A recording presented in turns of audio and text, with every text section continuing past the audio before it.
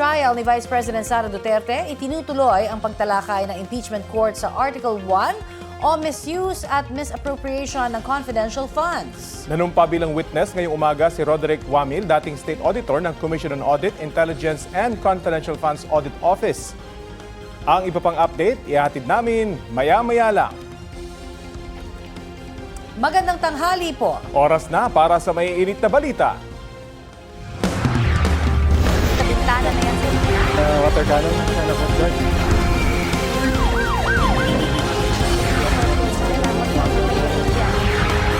Busog na sa balita. Dito sa Balitang High. Mga kapuso, posibleng mag-landfall o lumapit ng husto ang Bagyong Luis sa Northern Luzon ayon sa Pag-asa. Inaasahan ito mamayang gabi o madaling araw bukas. Base po sa latest forecast, imbis na tawirin ang Northern Luzon, posibleng kumilos pasilangan, hilagang silangan ang bagyo palayo sa ating bansa hanggang sa unti-unti itong hihina. Posibleng mangyari yan dahil sa sasanib ang Bagyong Luis sa isa pang bagyo na nasa labas naman ng Philippine Area of Responsibility na may international name na Typhoon Dolphin.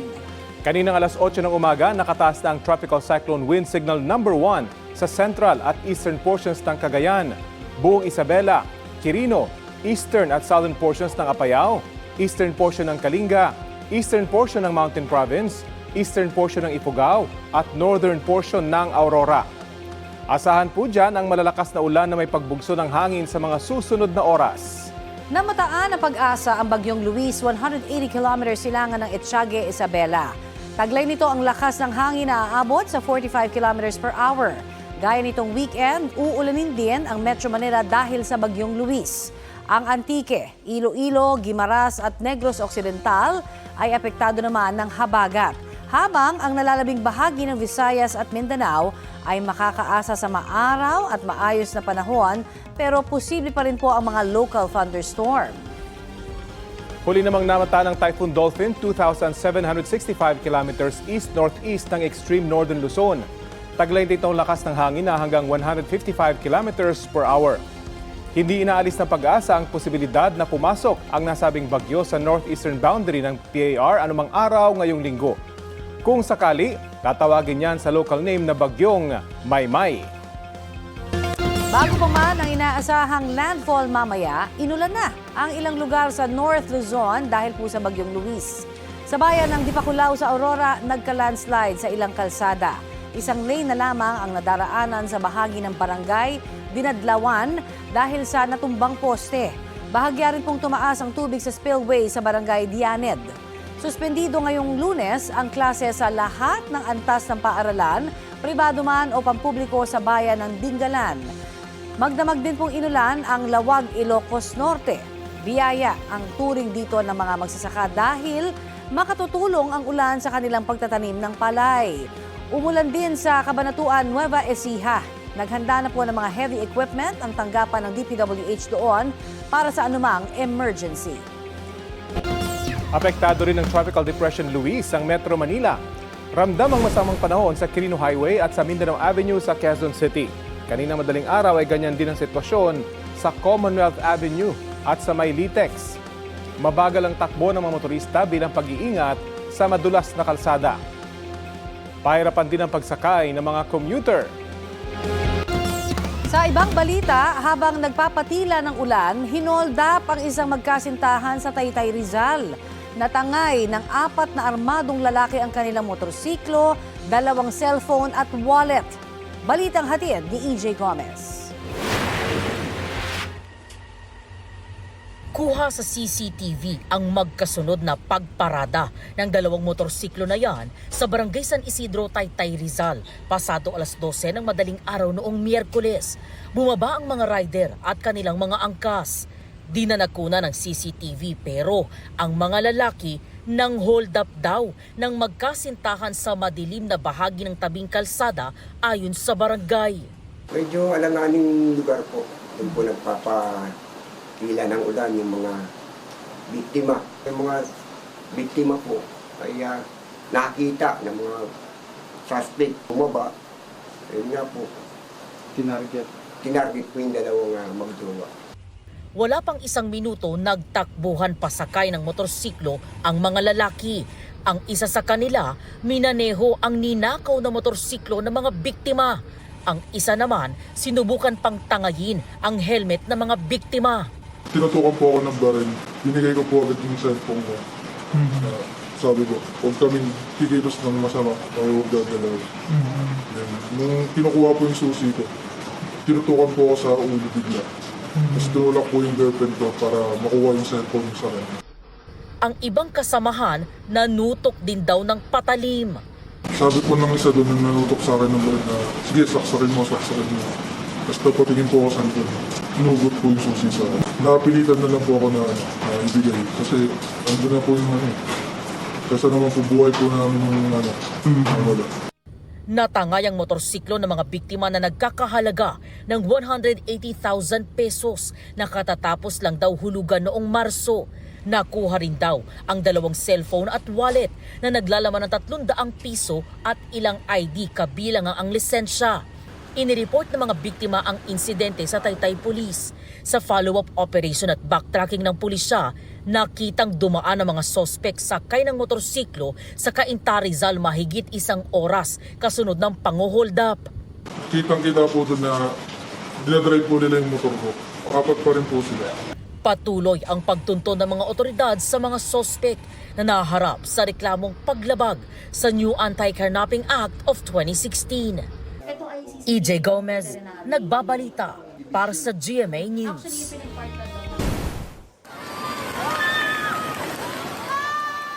Hindi alintana ng lalaking yan ang rumaragasang tubig at putik sa Macar River sa General Santos City. Patakbo siyang tumawid sa ilog kahit malakas ang agos. Nang makalagpas sa bandang gitna, saglit siyang nagpahinga sa isang concrete pipe bago itinuloy ang pagtawid. Ligtas namang nakarating ang lalaki sa kabilang pampang. Ayon sa upload ng video, walang tulay sa lugar kaya sa ilog mismo tumatawid ang mga residente. Nanawagan ng mga residente roon na malagyan na ito ng harang para sa kanilang kaligtasan. Stranded ang daang-daang biyahero sa ilang pantalan dahil sa banta ng Bagyong Luis. Mahigit 100 apektado ay nasa Northern Quezon Province. Karamihan sa kanila ay nasa Real Port habang ang iba ay nasa Humalig.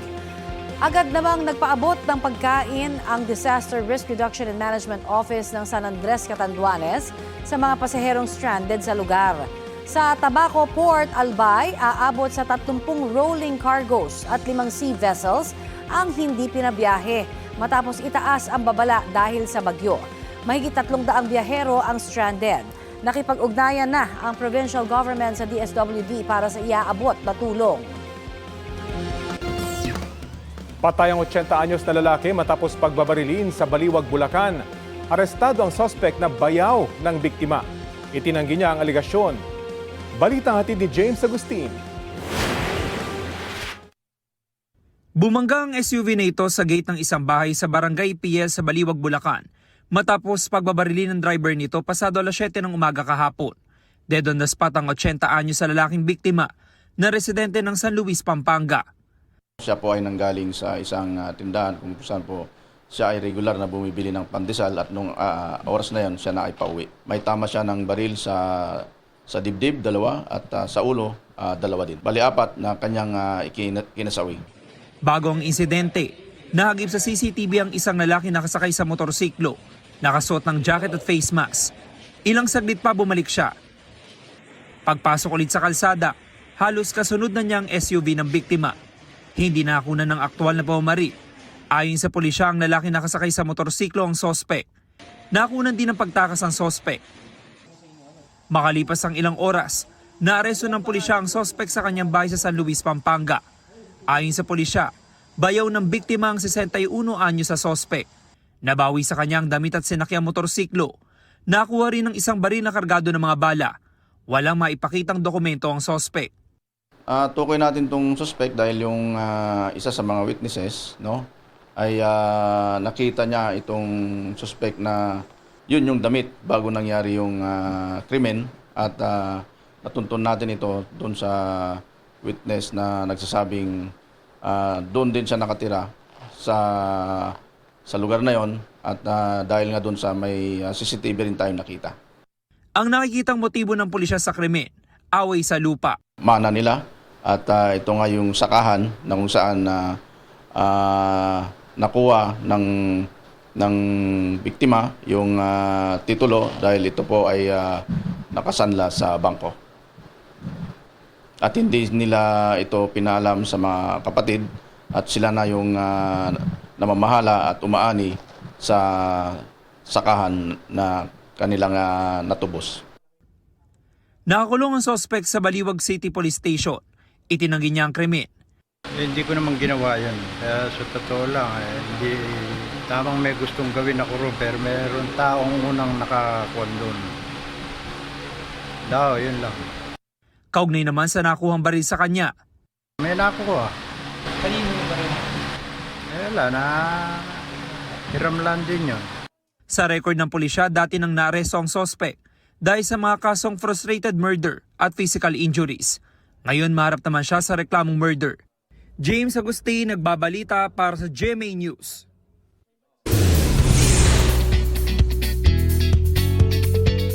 Monday latest!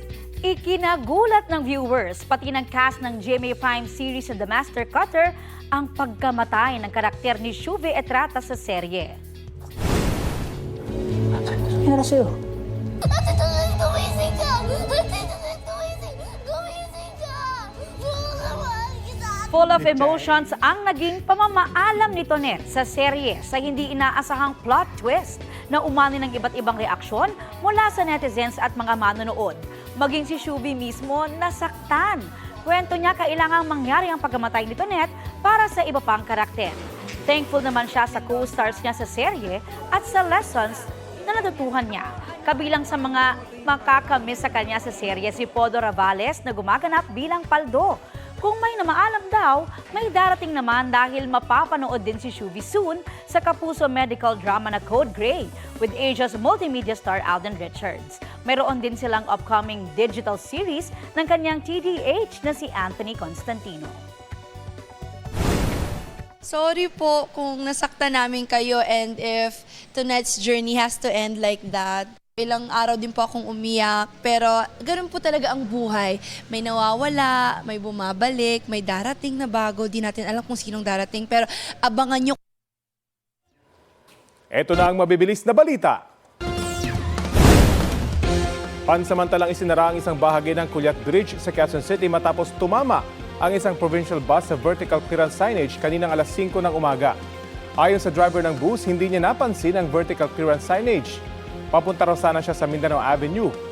Dahil sa aksidente, pansamantalang isinara ang bahagi ng eastbound lane ng Congressional Avenue. Naapektuhan ang daloy ng trapiko sa lugar dahil sa insidente. Naalis na ang provincial bus sa kalsada. Inaayos na rin ng mga otoridad ang nasirang vertical clearance.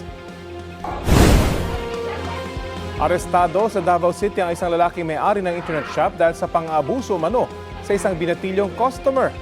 Ayon sa biktima, naglalaro siya ng computer games nang lapitan ng suspect at hawakan umano ang pribadong bahagi ng kanyang katawan. Sa pilitan din umano siyang dinala sa kwarto. Nang makauwi ang biktima, doon siya nagsumbong sa kanyang pamilya na humingi naman ng tulong sa pulisya. Tumanggi magbigay ng pahayag ang suspect na mahaharap sa kasong rape. Ipinasa sa uli ng Energy Regulatory Commission sa Meralco ang mahigit 9 bilyong pisong sobrang singil sa mga customer. Ang sagot dito ng Meralco sa balitang hatid ni Darlene Kai. Sa desisyong inilabas ng ERC o Energy Regulatory Commission noong July 31, inutusan nito ang Meralco na ibalik sa customers ang 9.5 billion pesos. Mas malaki ang matatanggap na refund sa residential customers, 58 centavos. Katumbas ito ng 117 pesos na tapyas sa bill ng customer na 200 kilowatt-hours kada buwan ng konsumo. Sabi ng ERC, kailangang mag-refund ng Meralco sa loob ng 6 na buwan o hanggang maibalik sa customers ang kabuang halaga ng over-recovery o sobrang singil. Inutusan din ng ERC ang Meralco na ilagay ang refund bilang hiwalay na line item sa bill na darating sa customers. Sabi ng Meralco sa isang pahayag, tatalima sila sa utos ng ERC. Ayon sa Meralco, ang refund ay para sa actual weighted average tariff o AWAT at ang inaprubahang tariff. Mas mataas ang awat ng Meralco kaysa sa inaprubahang taripa dahil mas mataas ang konsumo ng residential customers kumpara sa ibang customer classes. Ang true-up mechanism na ito ay bahagi ng regulatory process na aprobado ng ERC para masiguro na maibabalik ng distribution utility tulad ng Meralco ang anumang nasingil na sobrang tariff. Sabi ng Meralco, sila mismo ang naghain ng 2 application para sa refund. Sa Biyernes naman, nakatakdang ituloy ng Senate Committee on Energy ang pagdinig tungkol sa pagtatanggal ng system loss na ikinakarga sa customers. Pero sabi ni Committee Chairman Erwin Tulfo sa Super Radio DZBB, may mga kumakausap sa kanya para harangin ang pagtatanggal sa system loss, pero hindi niya binanggit kung sino. Marami hong tumatawag sa akin. Sabi ko, boss, ikausapin nyo lang po ang Malacanang dahil sila po ang gusto po nito na alisin po talaga itong systems loss. So hindi na po nila ako ginagambala. Ayon naman kay Senate President Win Gatchalian, kasama sa pag-uusapan ay kung paano matitiyak na hindi maipupuslit sa bill ng distribution utilities ang system loss. Sa ngayon, may 8 ng panukalang batas sa Senado ukol sa pagtatanggal ng system loss. Paano ngayon maglalabas ng regulation na distribution ang sasalo nitong system loss at siguraduhin hindi ipapasa sa consumer sa ibang mga items. Kaya doon sa batas kun mahigpit nakasulat doon, bawal ilagay sa ibang item at dapat kasama to sa income statement ng distribution utilities. Tiwala ang Senado na maisasabatas na ito bago matapos ang taon. Darlene Kai, nagbabalita para sa GMA News. Update tayo sa pagharap ni Senador Rodante Marcoleta sa Sandigan Bayan 1st Division ngayong araw. Detalye tayo sa ulat on the spot ni Maki Pulido. Maki? Tumangging maghain ng plea si Senador Rodante Marcoleta sa kasong violation of PD 46. Dahil dyan, naghain ng Sandigan Bayan 1st Division ng not guilty plea para sa kanya. Not guilty naman ang inihain ng kapwa niya akusadong si Aristotle Viray. Ayon sa abogado ni Marcoleta na si Attorney Moises Tolentino, hindi sila nag-enter ng plea dahil may mga nakahain silang petisyon sa Korte Suprema. Sa petisyon, hinihingi ng kampo ni Marcoleta na repasuhin ang kaso at i-dismiss ito. Sa binasang sakdal, inaakusahan sina Marcoleta at Viray ng violation of Presidential Decree Number 46 na nagbabawal sa mga public official na tumanggap ng regalo at sa mga pribadong individual na magbigay ng regalo sa taga-gobyerno. Noong January 9, 2025 daw ay nagbigay si Viray ng 20 million pesos kay Marcoleta bago mag-eleksyon. Rafi? Maraming salamat, Maki Pulido. Naglabas ng supina ang National Bureau of Investigation para kay Batangas 1st District Representative Leandro Leviste at dating Negros Oriental 1st District Representative Jing Paras. Kaugnay po ito sa umano'y planong siraan si Executive Secretary Ralph Recto. Ibinahagi ng umano'y talent manager o Bugaw sa GMA News ang mga pag-uusap daw nila ni Paras para sa plano. Balitang hatid ni John Consulta, exclusive. Sa pag-iimbestiga ng National Bureau of Investigation o NBI sa plano umanong paninira kay Executive Secretary Ralph Recto, kabilang umano sa mga hawak nilang ebidensya ang cellphone ng umano'y talent manager na kausap raw ni dating Congressman Jing Paras. Sa eksklusibong panayam ng GMA News, ipinakita ng abogado ni Ken ang screenshots ng kanilang pag-uusap. Late na na-delete nila yung mga conversation namin kasi it was already screenshot by the NBI. Ano ba yung mga pinag-uusapan niyo po doon? Yung mga delete na? Yeah, it's about scheduling, time and call times and amount of money. Tungkol pa rin po sa project? Yeah, tungkol pa rin sa project. Kwento ni alias Ken, nakilala niya si Paras pagkatapos ng pandemya. At sa isang event daw nitong Hunyo, unang binanggit ni Paras ang planong paggawa ng umano'y script na sisiraan niya kay Recto. We had a dinner last time sa bahay ng isang kongresista na happens to be my friend, si Kong Jing Paras. He was my friend, diba? So I trusted him. Paano po niya sinabi sa inyo?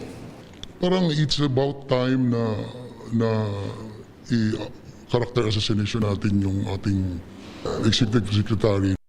It's all scripted, how to involve into getting girls, drugs.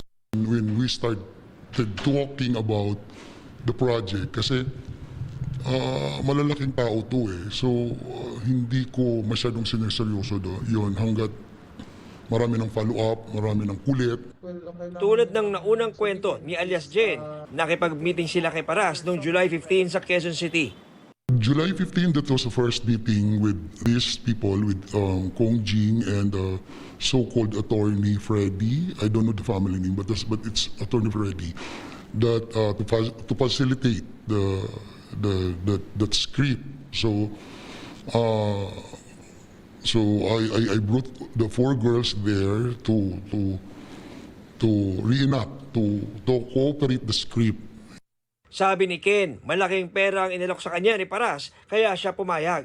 It's 6 million, then tumawad siya ng 5.5 million to provide all the girls, kahit hindi galing doon at hindi kilala, basta may script naman tayong susundin. It's 1 million to 4 girls, individual, so total of 4 million, and 1 million goes to me. Yung total na 500,000. Goes to Kong Jing Paras. Sino po yung mga kailangang rekrutin para po sa project na ito? Of course, yung magagaling umarte. Yung mga artistang nag-uumpisa pa lang na magagaling umarte. Kasi ayoko namang magdala doon ng tao na hindi naman marunong umarte. Dahil hindi naman nila talaga personal kilala si Senator Rap. Sabi ni Ken, ang alam niya, si Batangas 1st District Representative Leandro Leviste ang magpopondo umano sa plano, pero hindi niya ito nakita kailanman. I haven't seen Congressman Leviste, but they keep on telling us siyempre dalawa silang nag-uumpugan daw sa Batangas. And it is all understand that si Kong Leviste po yung magpupundo ng pera. Ang kausap nila talaga lagi si Kong Leviste. Doon sa message po na yun? Doon sa message na yun. Tungkol saan po ba yung usapan nyo yun? Bakit po yung binanggit yung kakausapin niyo daw si Kong?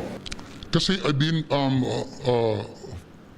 nagpapalo up ako about it na matutuloy pa ba o hindi na, kasi parang ayoko na nga din di ba? Then he was telling me na tuloy pa rin yun, huwag kang umatras, sayang ang pera, this is easy money. Handa raw makipagtulungan si alias Ken sa umuusad na investigasyon ng NBI. Sa isang pahayag, muling iginiit ni Paras na wala silang kinalaman sa anumang iligal na sabuatan o krimen. Itinanggi rin ni Paras na nag-alok siya ng pera kay alias Ken o nag-utos ng umano'y planadong operasyon laban kay Recto. Hindi rin anilang matituring na patunay ang screenshots ng kanila umanong pag-uusap nang hindi na ipapakita ang pinagmulan nito. Gate pa ng kampo ni Paras, ang pagpapalabas ng subpina ay hindi nangangahulugang may pananagutan na ang isang tao o patunay na may nagawang paglabag sa batas. Nauna naman nang sinabi ni Leviste na hindi niya kailanman nakausap ang mga sinasabi na informante ng NBI. Si Recto naman, ipinaubaya na sa NBI ang investigasyon. John Consulta, nagbabalita para sa GMA News.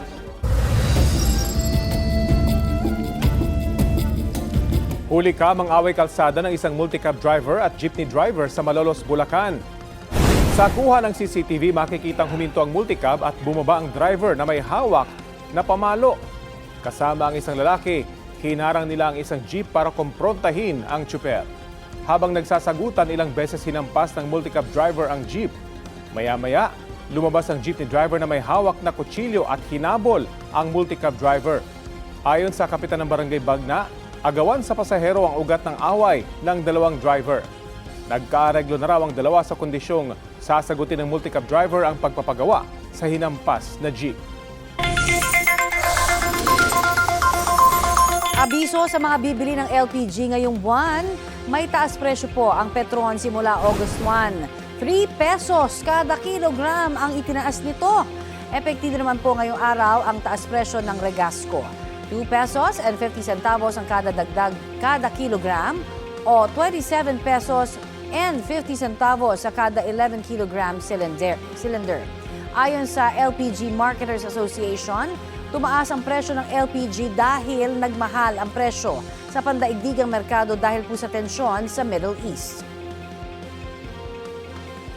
Abiso naman sa mga motorista, may posibleng rollback sa presyo ng ilang produktong petrolyo bukas. Ayon sa oil industry sources, 20 centavos hanggang 50 centavos ang posibleng bawas presyo sa kada litro ng diesel. Posibleng 1 peso hanggang 1 peso and 30 centavos naman ang inaasahang rollback sa kada litro ng gasolina. Ayon sa DOE, nakakaapekto sa presyo ang nagpapatuloy na gulo sa Middle East.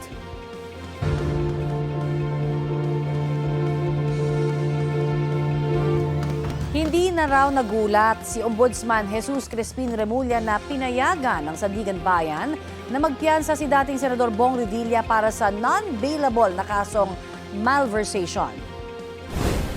We predicted this to happen. Alam na namin ito, meron talaga mangyayari na mukhang tinatrabaho na magkaroon ng grant of bail. Pero it's an eye-opener that we have to fight harder for this battle, for us to win the war against corruption.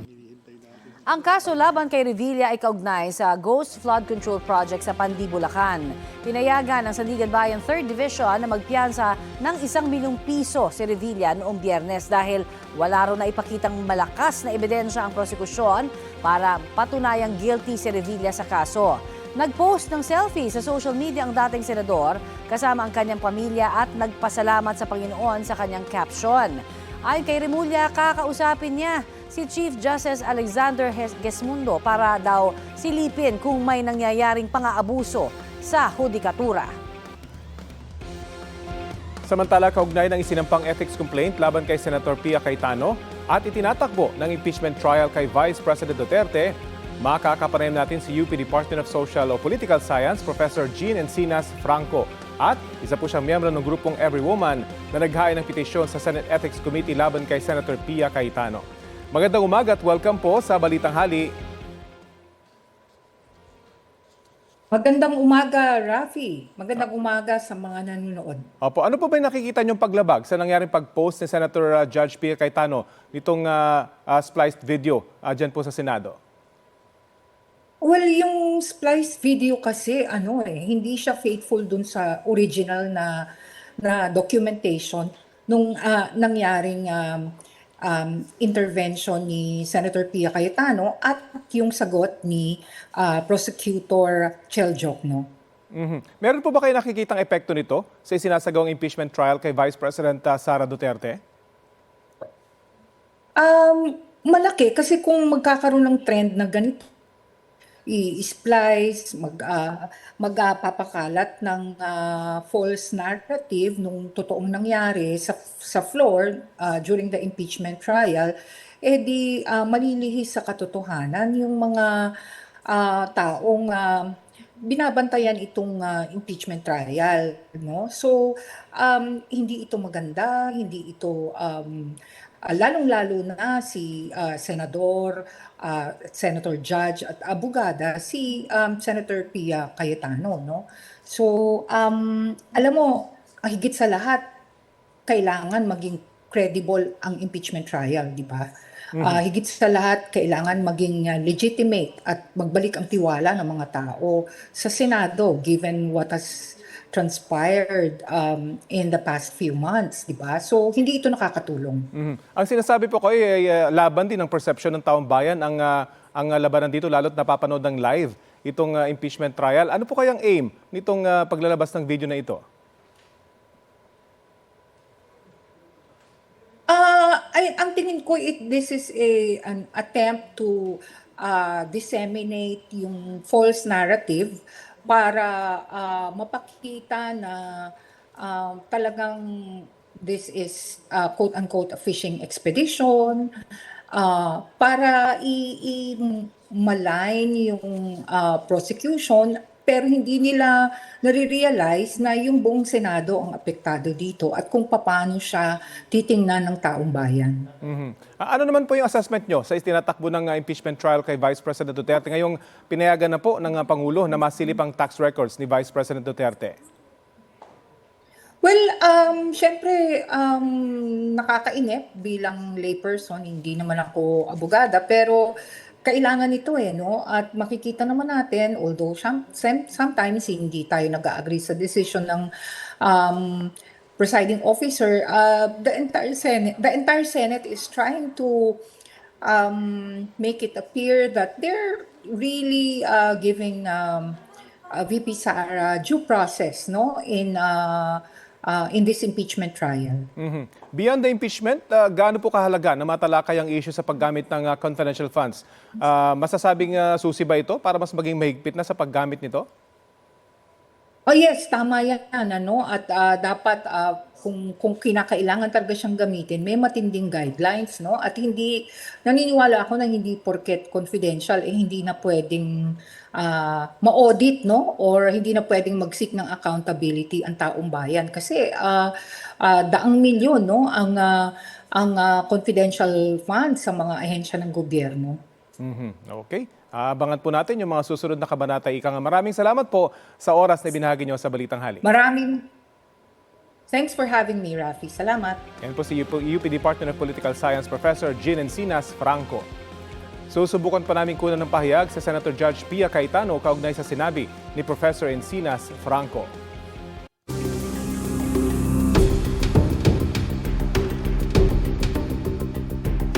Sa ika-11 araw ng impeachment trial, testigo mula sa Commission on Audit naman ang iniharap ng prosekusyon. Update po tayo sa ulat on the spot ni Ian Cruz. Ian?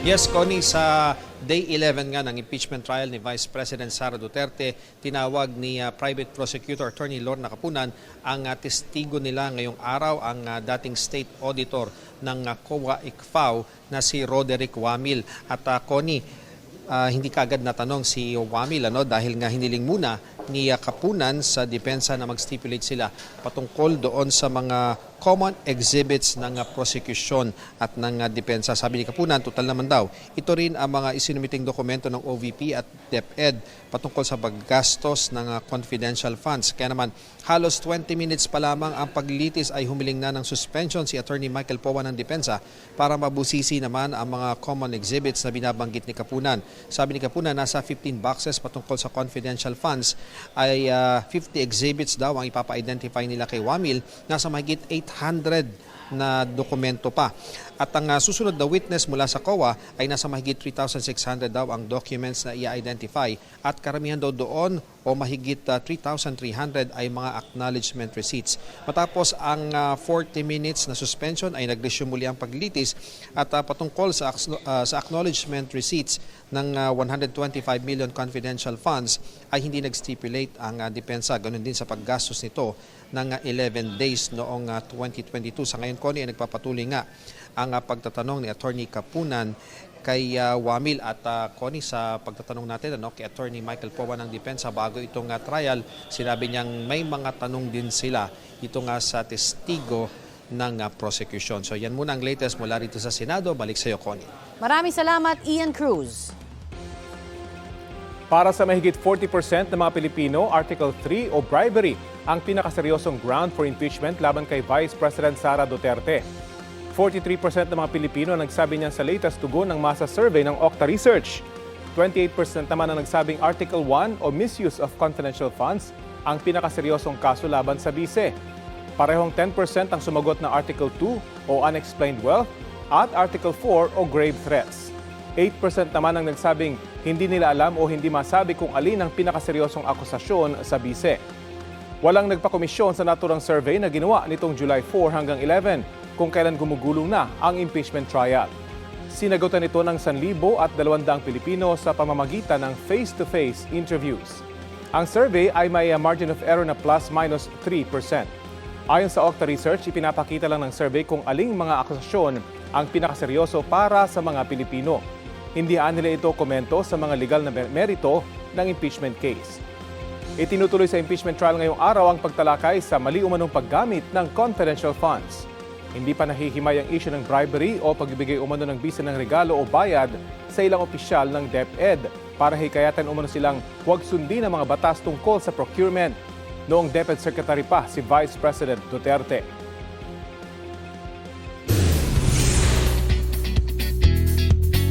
Nagsimula na ang taping para sa upcoming Kapuso series na Delivery Boy. Aminado ang lead star ng Delivery Boy na si Will Ashley na baguhan siya sa comedy-drama genre. In good company naman siya dahil mga batikan at bihasa sa sitcom ang makakasama niya sa serye. Kabilang sina Kimpe De Leon, Meryl Soriano at Maricar de Mesa. Gayon din si Direk Eric Quizon na miss ang pag-arte at Laugh Trip ang napiling comeback project sa GMA. Aminado si Will na marami siyang natututuhan sa veteran co-stars.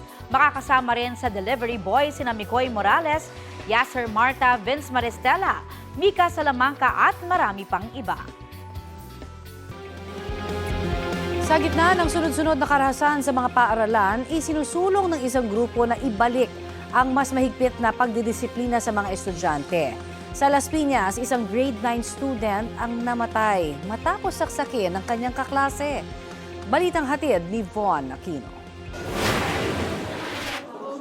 Sa burol ng grade 9 student na si Aaron Miguel Ontong, nakiramay na umano ang principal ng Las Piñas National High School at ilang guro. Si Miguel ang estudyanteng pumanaw matapos umanong saksakin ng kanyang kaklase nitong Biyernes dahil sa sukling hindi kaagad na ibalik. Handa naman po sila daw po tumulong, tsaka nakikipag-ugnayan naman din po sila about po sa kaso. May binigay rin silang tulong? May binigay po silang financial po sa amin. Panawagan nila sa Department of Education o DepEd. Dapat po ma-actionan nila yung ganitong mga pangyayari po para hindi na po madagdagan. Sa school, magdagdag sila ng mga security or equipment po na pwede pong magamit na makapag-detect sa mga matatalim na mga bagay or pwede makapanakit po sa kapwa estudyante o sa teacher po. Nagpaabot na ng pakikiramay ang DepEd sa pamilya Ontong at sa buong paaralan. Hindi nila katanggap-tanggap ang karahasan sa campus at nangangailangan ng pananagutan at sama-samang aksyon. Sabi pa ng DepEd, nagde-deploy sila ng trauma counseling para sa mga apektadong mag-aaral at staff at nagsasagawa ng masusing review ng campus security protocols. Pero para sa National Parent-Teacher Association Philippines, maituturing na krisis ang mga insidente ng karahasan sa ilang paaralan. The problem now, nasa crisis tayo ngayon kasi nga meron tayong social media, sa buong mundo, no, nakikita po yung ginagaya. Especially, nakita ng kabataan ngayon na hindi sila mapupulong. May ilang kakulangan din nila sa implementasyon ng mga pulisiya ng DepEd sa ilang paaralan. Yung mga report na marami po kasi tayo mga teacher din na abusado, mga magulang na abusado, kapag ka nagreklamo po, ay wala pong ginagawa, wala pong aksyon, manipulado. At ang napo dito, we are looking na city trial ng mga reklamo. Tingin ng Teachers Dignity Coalition, bago pa man ang pag-usbong ng social media, meron ng mga karahasan sa paaralan. Ang kaibahan lang. Sabi din naman po ng mga eksperto, parang ito'y parang may ginagaya ng ilang mga bata, o kaya parang nagiging trend, parang nagiging popular, parang nagiging isang bagay ito na parang nagiging attractive pa sa ilan nating mga kabataan. Tingin ng grupo, dapat ibalik ang mas mahigpit na pagdidisiplina sa mga paaralan. Talagang gusto talaga namin din dito, magkaroon talaga tayo ng rules on discipline dito sa ating mga paaral, alternative discipline policies. Ngayon, sinusulong po ngayon sa Kongreso. Meron po tayong pinag-uusapan sa Kongreso na teacher protection policy. Pero wala pa rin, hindi pa rin to umuusad, despite na ang dami na ng mga kaso. Von Aquino nagbabalita para sa GMA News. Bukod sa Bagyong Luis, may banta rin po ngayong linggo ang habagat at ang malakas na bagyo sa labas ng PAR.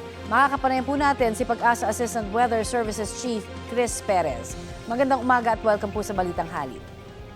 Magandang umaga, Connie, at sa lahat po nating mga taga-subaybay. Sir Chris, base po sa inyong latest forecast, pagkatapos po mag-landfall o lumapit ng husto sa northern na Luzon, ito pong Bagyong Luis, imbis na tumawid sa ating kalupaan, ay lalayo po ito sa ating bansa at kikilos pasilangan. Ano ho ang dahilan niyan at may kinalaman ho kaya ang Typhoon Dolphin naman na nasa labas po ng PAR dyan? Well, Connie, sa ngayon kasi may naka-extend na tinatawag ng ridge of high pressure sa hilagang kanlurang bahagi ng bagyong si Luis, So ito yung humaharang kay Luis, kaya ito rin yung inaasahan nating mananatili at magiging dahilan kung kaya't instead na tumawid ng kalupaan ng ating bansa itong si Luis, ay kumilos ng pahilaga, then hilagang silangan papalayo ng ating bansa sa mga susunod na araw. Ganun pa man, may nakataas tayong mga wind signal at ito nga, yung mga pag-ulan na nararanasan natin hindi lamang dito sa Metro Manila, kundi sa mga karatig lalawigan, lalong-lalo na yung mga lugar na may wind signal number 1, dapat maging alerto pa rin po yung mga kababayan natin. Yung Bagyong Dolphin po ba, may posible ring mag-landfall kaya or malayo pang masyado para sa ngayon malaman?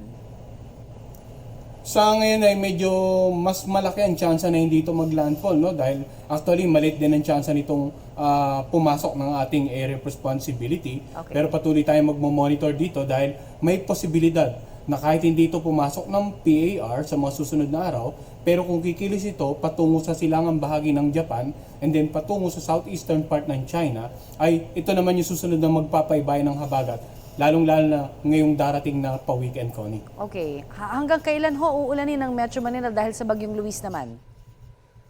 Sa ngayon, inaasahan natin within the next 24 to 36 hours ay posible pa rin makaranas ng pag-ulan dito sa Metro Manila dahil nga sa Bagyong si Louie. Manaka-naka, hindi naman kalakasan, posibleng huminto, posibleng mahina, pero posible pa rin pong magdulot ng mga pagbaha, lalong-lalo sa mga low-lying areas. Tama ho ba na mahina pa rin ang habagat kahit nandyan na si Bagyong Luis? Tama po, no? Pagkat ang sa kasalukuyan nga nagpapaulan dito sa atin, at hindi lamang sa Metro Manila, no, kundi sa mga karatig lalawigan, ay yung pinakang kaulapan na dala nitong bagyong si Luis. Sa mga susunod na araw, kapag natuloy senaryo na either totally matunaw na itong bagyong si Luis at lumapit naman itong bagyo naman international named na Dolphin patungo sa southern part of Japan or sa southeastern part of China, ito yung magpapaybay ng habagat midweek until ngayong darating na weekend na siya namang magdudulot ng panibagong episode ng pag-ulan dito sa nakararaming bahagi nga ng Luzon. So may possibility pa ho ba itong maging super typhoon tulad ng unang naiulat? Actually, na-downgrade na itong si Dolphin from super typhoon into typhoon category na lamang, no?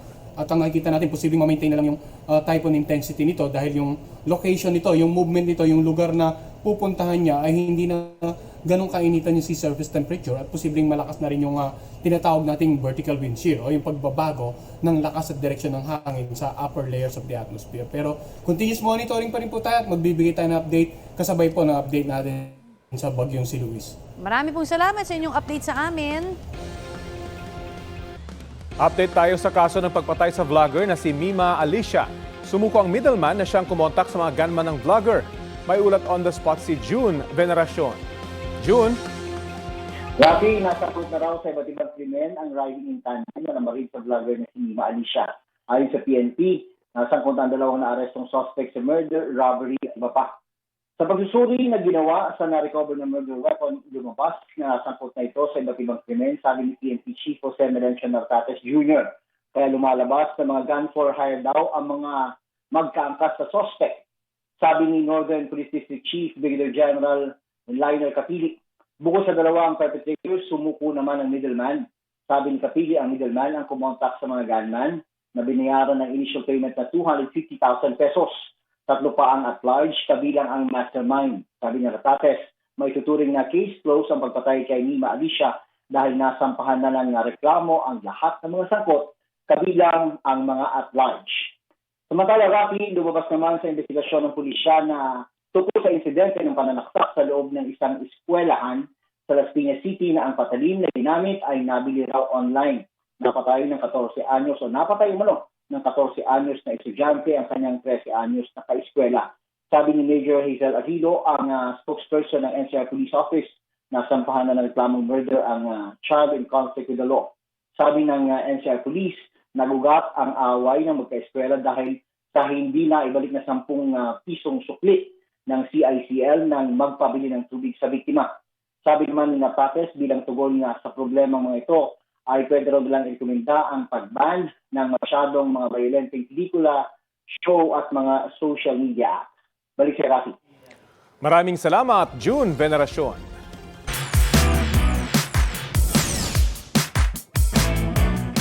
Pagdating sa sayawan, hindi ho papahuli ang isang batang babae sa Valenzuela. Pero nang kumasa siya sa isang dance challenge, may ibang plano yata ang tadhana. Naudlot kasi yan dahil sa isang fan. Ayan o, ayan. Kahit bumubuelo pa lang sa pagsayaw ang 6-year-old na si Erich Yuri, aba meron agad hands down, fan down sa kanyang performance. Natumbang electric fan dahil aksidenteng tumama sa kanyang ulo. Ang ending, literal na may gulat factor ang dance entry. Epic fail man, benta pa rin sa netizens ang video ni Youth Cooper Caroline Enriquez with 55 million views. Marami kasi ang natuwa sa facial expressions ng pamangkin niyang si Erich na certified main character. Apaka-cute naman itong bata na to. Cute. Yan ho, may init na balita ngayong tanghali. Ako po si Connie Cesar. Rafi Tima po.